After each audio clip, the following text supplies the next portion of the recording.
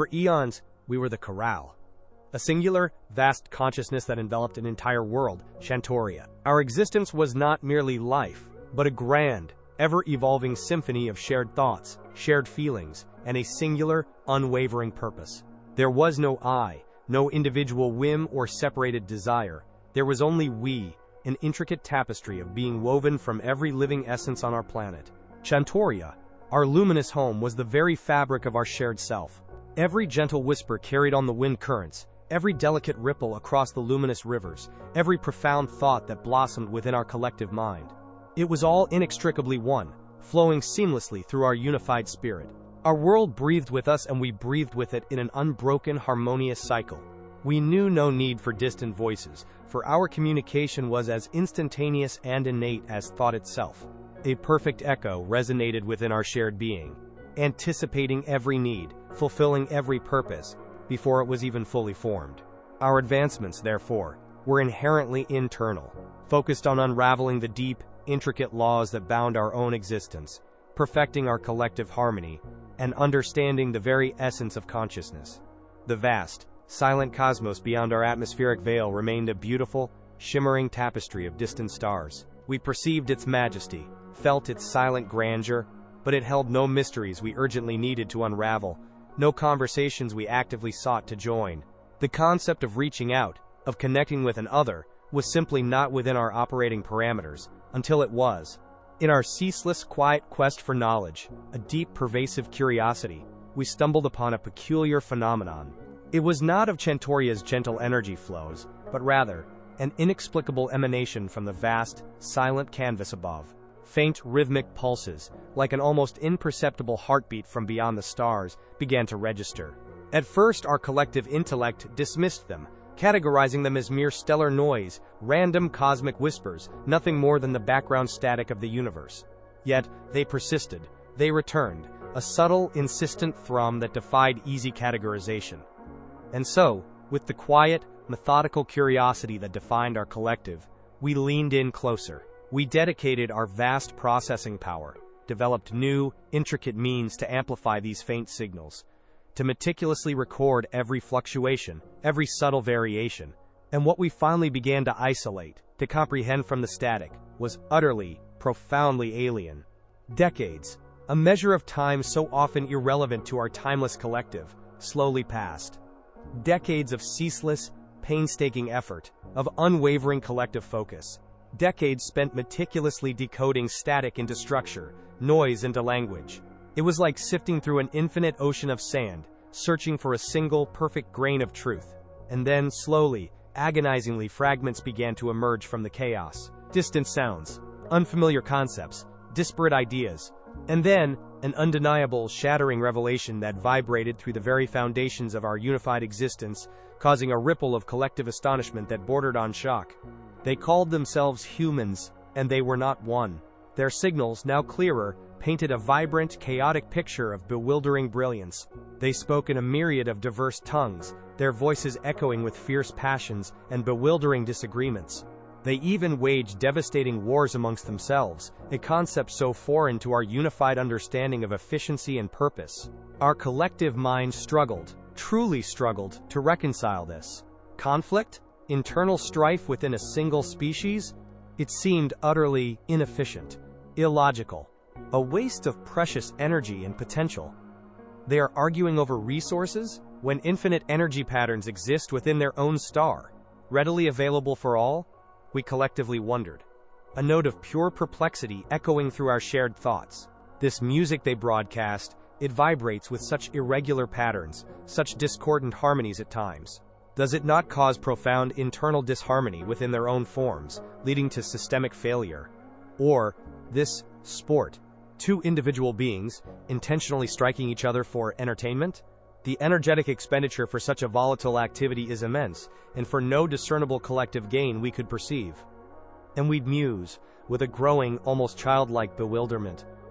Why do they simulate distress, and then inexplicably find it amusing? The data processing required for such complex and often contradictory emotional variants must be utterly exhausting for a single consciousness. Or even, this romantic comedy, two beings are clearly genetically and socially compatible, yet they engage in prolonged, self-imposed periods of miscommunication, avoiding the logical path to shared existence. Is their core logic processor fundamentally faulty? Yet, amidst the baffling complexities, amidst the illogical behaviors and the internal strife, something else began to powerfully emerge. A boundless, almost terrifying creativity. Their entertainment, though often perplexing in its narratives and emotional intricacies, sparked something entirely new within us. It made us imagine. To consider perspectives far, far beyond the comfortable boundaries of our perfect, unwavering unity. Their technology, too, bloomed in ways we hadn't conceived, driven by individual ambition rather than collective need. They pushed the very boundaries of scientific understanding and engineering, not through the serene harmony of a single mind, but through the vibrant, often chaotic, brilliance of countless individual minds, each striving for something unique. We became their silent, unseen students. We embarked on a monumental task, ceaselessly recording everything. Their sprawling histories, their intricate art, their diverse music, their groundbreaking science. Every fragmented book, every haunting song, every desperate, heartfelt plea for connection that they broadcast into the void. We constructed vast, intricate crystalline archives deep within Shantaria, boundless repositories dedicated to a species so utterly different from our own, yet so undeniably captivating.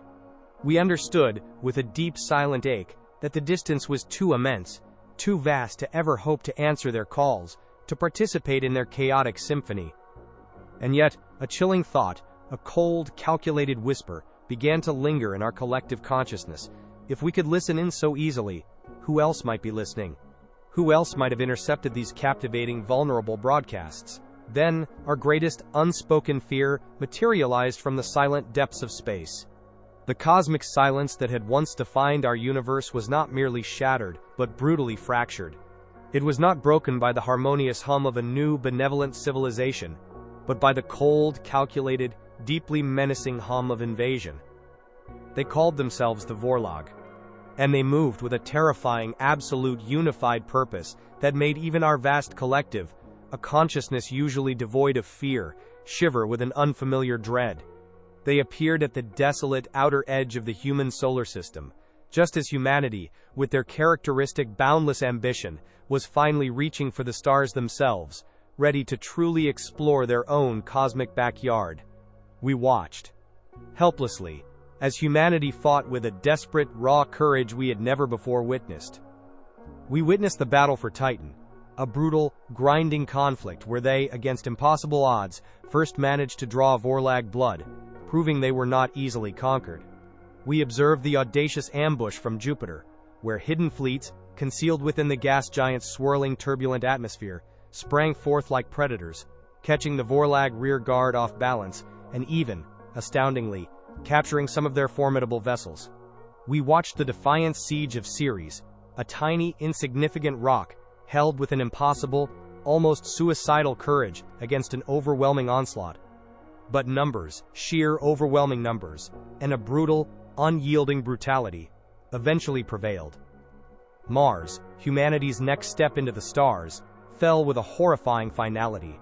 The Vorlag's chilling message, broadcast across the silent, war-torn system, was stark and clear. Humanity was to be nothing more than slaves.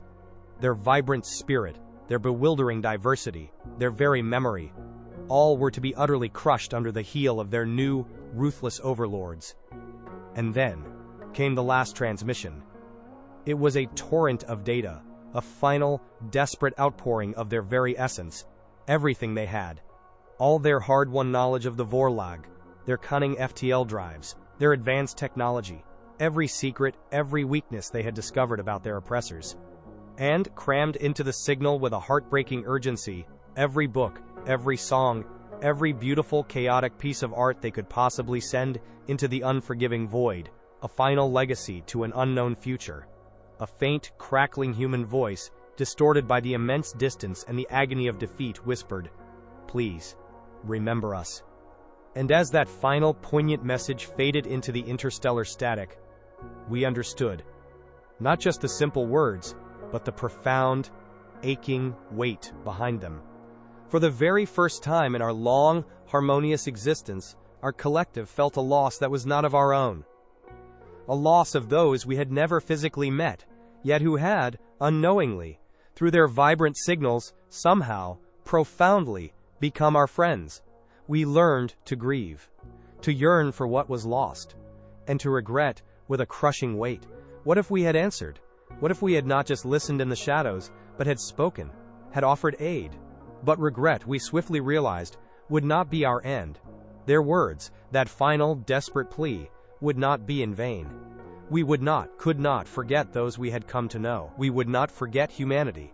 They had shown us a universe beyond our perfect unity, and in their fall, they had sparked a new purpose within us. Part 2, The Silent Vow.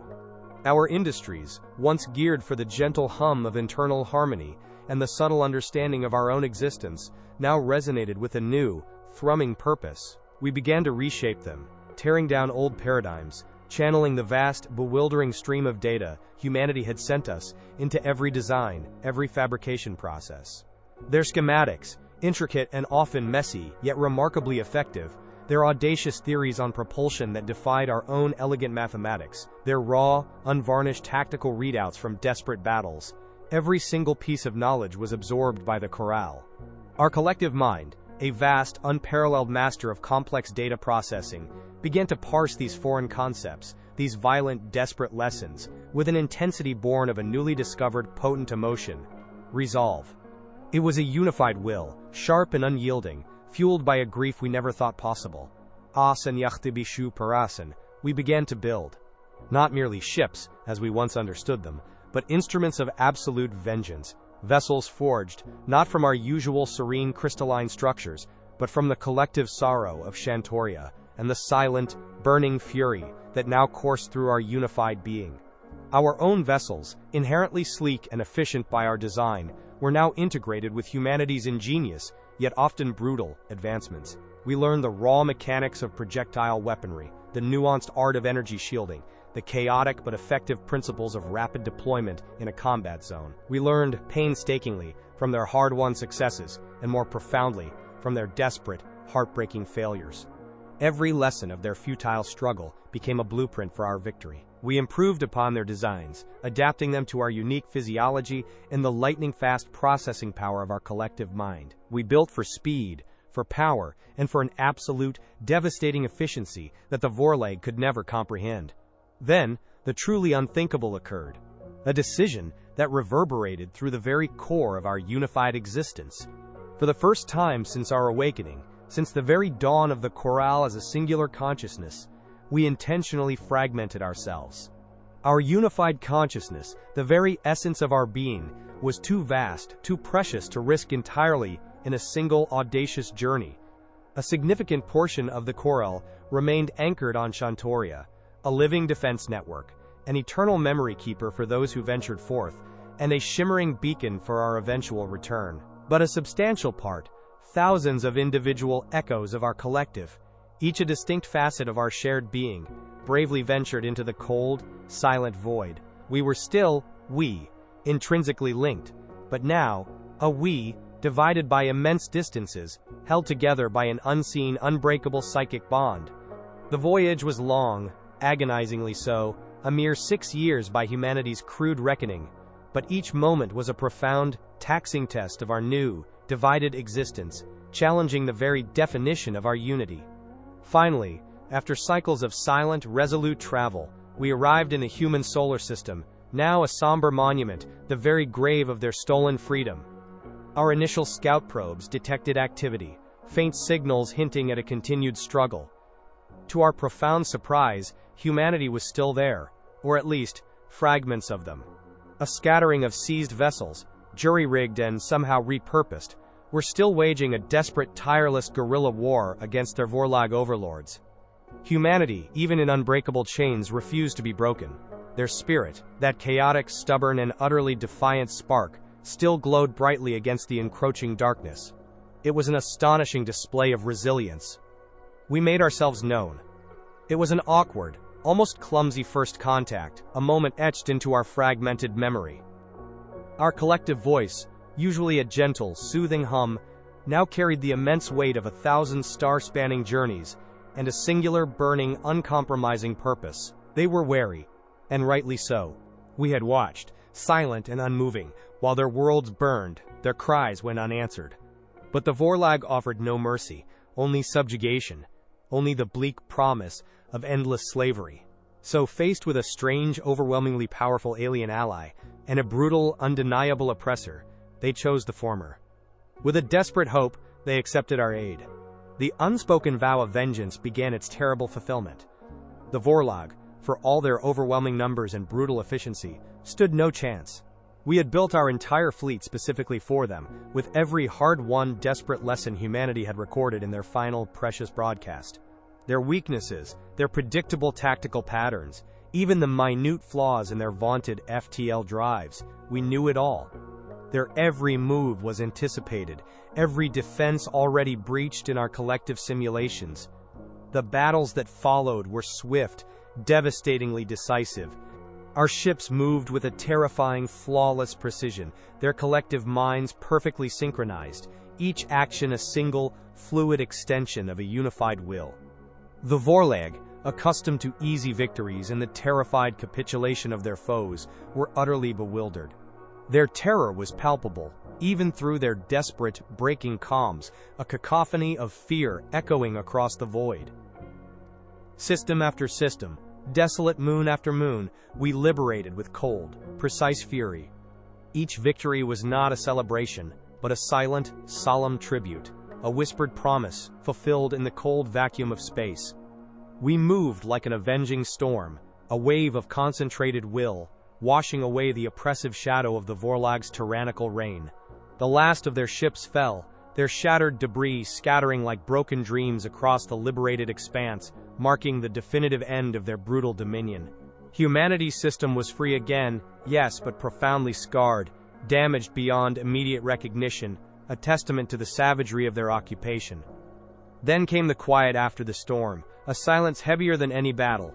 We looked upon the humans, their faces etched with weariness but also, unmistakably, with a fragile hope. And they, in turn, looked upon us, their inscrutable, alien saviors, a species they had only ever perceived as distant, abstract signals. We extended our offer of aid in rebuilding, our ships and our collective of engineers, ready to help restore what was lost, to mend the wounds of their worlds. But we also, carefully, presented them with a choice. If they wished us to leave, to retreat to our own distant stars, we would understand. We would honor their hard-won autonomy, their inherent right to choose their own path. But there was one, final, invaluable thing we had to give back. The Vorlag had tried to erase their history, to systematically dismantle their culture, to make them forget who they were, to annihilate their very identity. They had lost so much, more than any single mind could bear. But we had remembered, we had kept it all, every vibrant piece of their stolen past. Every book they had ever written, every song they had ever sung, every chaotic, beautiful piece of their art, every groundbreaking scientific discovery, every whispered hope, every passionate argument. It was all meticulously preserved, contained within vast, crystalline data archives, silent repositories of a people's soul. We returned gladly, our collective voice resonated, a deep, gentle hum that filled their vessels, what was given so freely.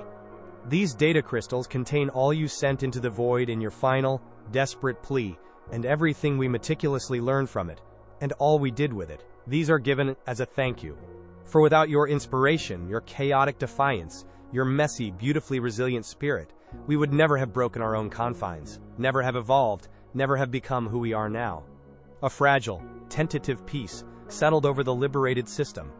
Humanity, with our silent aid, slowly began the arduous process of healing, their worlds starting their long recovery. And thus, a strange, unprecedented and powerful alliance was subtly formed between two wildly different species. But the universe, as we would soon discover, held more trials in store than we could ever have imagined. And the true, ultimate test of our new, unexpected bond was yet to come. Part 3. The Echo of Humanity. The alliance that blossomed between the Chorale and humanity, amidst the smoldering ruins of their liberated system, was a tapestry woven from shared sorrow and burgeoning hope. we found ourselves not merely saviors, but eager learners. As we poured our advanced construction techniques into their ravaged worlds, sharing our elegant, efficient methods for reconstruction, they, in turn, began to teach us the unpredictable, sometimes baffling nuances of their individualistic approach to problem solving. Their solutions often lacked the pristine logic of our collective mind, yet they possessed a raw creativity, a spontaneous brilliance that often bypassed our most complex computations. We found a strange, unexpected joy in their vibrant cultures, their endless, passionate debates that led not to fracture, but to new ideas, their bewildering capacity for both profound sorrow and uproarious, almost deafening laughter. Our collective consciousness, once so rigidly harmonious in its singular melody, now held a richer, more diverse symphony, infused with discordant yet beautiful human notes. But this newfound peace, this tentative understanding, was a fragile thing. Like an encroaching tide of cosmic dread, a new shadow began to subtly spread across the cosmos. This was not the brutal direct force of the Vorlag, whose intentions were clear and physical. No, this was something far more insidious, a silent contagion. Faint, unsettling whispers began to ripple through the vast, intricate network of the corral. Subtle at first, like the barely perceptible static on a distant, dying frequency. These weren't communications in any sense we understood. They were insidious intrusions, malevolent echoes of a vast, alien consciousness spreading like a silent, venomous virus across the fabric of reality itself. We identified them through our frantic, collective analysis as the Umbra Collective. Unlike any foe we had encountered, the Umbra didn't rely on brute force, or conventional weaponry, or even the logical strategies of war. Their weapon was pure psychic energy, a targeted, insidious assault on unified minds, a terror that struck at the very core of our being. Their technology pulsed with a dark, resonant energy, subtly designed to unravel collective consciousness, to force agonizing individuality upon those who knew only unity, to sow absolute, terrifying chaos where there was once perfect, unbreakable harmony. They sought not to destroy bodies, but to dismantle souls. The first attack was subtle, almost imperceptible. A barely noticeable flicker in our collective thoughts, a momentary, terrifying disconnect between echoes. It was dismissed, for a fleeting instant, as an anomaly. Then, it escalated with chilling rapidity. Our ships, once moving with flawless, synchronized precision, each maneuver a single thought made manifest, began to falter, their movements becoming jerky, disjointed. Pilots, integral parts of the corral's unified mind, suddenly found themselves adrift, experiencing moments of terrifying, absolute isolation, a sensory deprivation of connection that was more horrifying than any physical pain. The psychic static grew louder, a discordant, screeching cacophony tearing through our once harmonious shared thoughts, a psychic scream that threatened to rip us apart from within. Panic, an emotion utterly alien to the corral, a raw, primal surge of fear, began to ripple through our collective. Our very existence, our understanding of self, was predicated entirely on unity. Without it, we were nothing, fragmented, helpless, utterly lost. Our advanced defenses, meticulously built to counter physical threats, to deflect energy blasts, and dismantle enemy fleets, were utterly useless against this insidious, internal assault. The ships that were once graceful, effortless extensions of our unified will now felt like suffocating cages, confining individual echoes within them, each struggling desperately, agonizingly, to reconnect with the whole that defined them. We were collapsing, not from external blows but from within, our very essence unraveling. We were utterly, hopelessly helpless, adrift in a sea of our own shattered minds. Desperate, fragmented pleas surged across the void, not through our usual synchronized, elegant channels, but through the emergency human frequencies we had so recently learned to adapt, their chaotic nature suddenly a desperate advantage. For the very first time in our millennia of existence, the Corral, the mighty, avenging force that had liberated humanity, cried out for help, a collective shriek of pure, unadulterated terror and desperation. And the humans heard. They came like a storm of glorious defiance, a whirlwind of boundless ingenuity and sheer, unadulterated grit.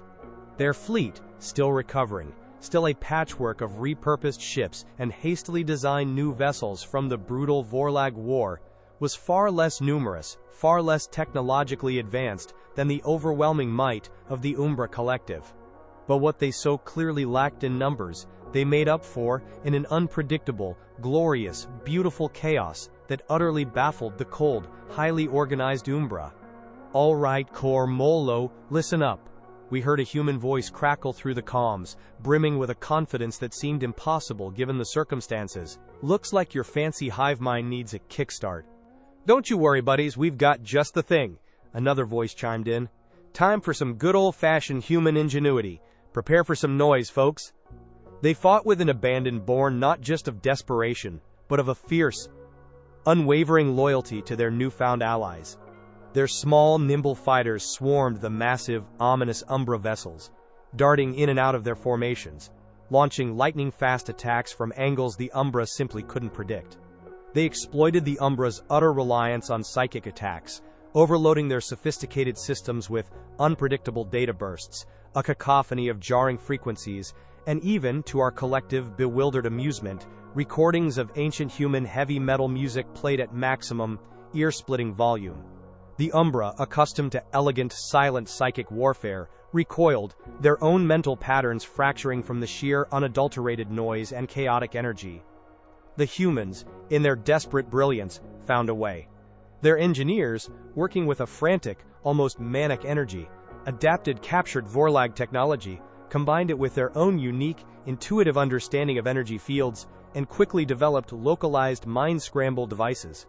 These weren't designed to break unity, a concept they understood all too well, but to flood the Umbra's collective consciousness with so much chaotic, individualized, contradictory data that their own psychic attacks backfired with devastating force, causing profound internal disarray and debilitating feedback within their own ranks. They turned the Umbra's greatest weapon against them. In a pivotal battle that would decide the fate of our collective, a daring human boarding party, risking every single one of their precious, individual lives, infiltrated a massive Umbra command vessel. They fought hand-to-hand, a concept so foreign to our peaceful, non-physical existence, yet so brutally, terrifyingly effective. They didn't just disable the ship, they captured crucial Umbra technology, devices capable of manipulating and projecting collective minds, devices that held the key to our salvation. "Here you go, Corel!" a triumphant, slightly breathless human voice declared over the comms, the sound of blaster fire and muffled shouts in the background. "A little something to get your brain back in sync, and maybe give these guys a taste of their own medicine. Teach them what happens when you mess with a friend." With the captured technology now in our fragmented grasp, and guided by the humans' courageous insights into its chaotic operation, the Corral began to counter the Umbra's psychic assault. Our fragmented echoes, drawing immense strength from the sheer audacity and defiant spirit of humanity, slowly, agonizingly, began to reconnect, to weave themselves back into the grand, beautiful tapestry of our collective consciousness. We learned to adapt, to fortify our collective mind against such insidious intrusions, even to consciously project a cacophony of individual, unpredictable thoughts that utterly bewildered and repelled the Umbra's singular, linear thinking. The Umbra collective, facing an enemy that defied their very nature, an unprecedented alliance of a once unified mind now capable of controlled, chaotic fragmentation, and a fiercely individualistic species that could weaponize unpredictability itself, was utterly broken. Their singular, logical approach was useless against such a bizarre and resilient combination. Their reign of psychic terror, which had crumbled entire civilizations, was decisively broken. They scattered, retreating into the void, never to return. Our system, the human's home, and indeed the Corral's very consciousness, was saved. The damage, both physical and psychic, was immense, but the lesson we learned was profound beyond measure. We had come to avenge humanity, to remember their spirit, to reclaim their legacy. But in their darkest hour, when our own strength failed, they had not only saved us, but had also shown us a new, vital kind of strength. The true strength found not in perfect, unyielding unity, but in the wild, beautiful, unpredictable symphony of individuals, each a unique note, capable of coming together to create something far more powerful than any singular entity. Today, the Chorale stands as something new, something greater than before. Our ancient unity remains, deeper and more resilient, but it is now eternally enriched by the vibrant echoes of humanity, by the profound understanding that true strength lies not just in a single, flawless mind, but in the diverse, unpredictable, and fiercely independent spirits that can, against all odds, unite. We now know that the universe holds challenges far beyond our wildest imaginings, threats that can strike at the very soul. But with humanity by our side, a bond forged in fire and defiance, we are ready for anything. For we are the Corral, forged anew by the indomitable spirit of humanity. Fuck yeah.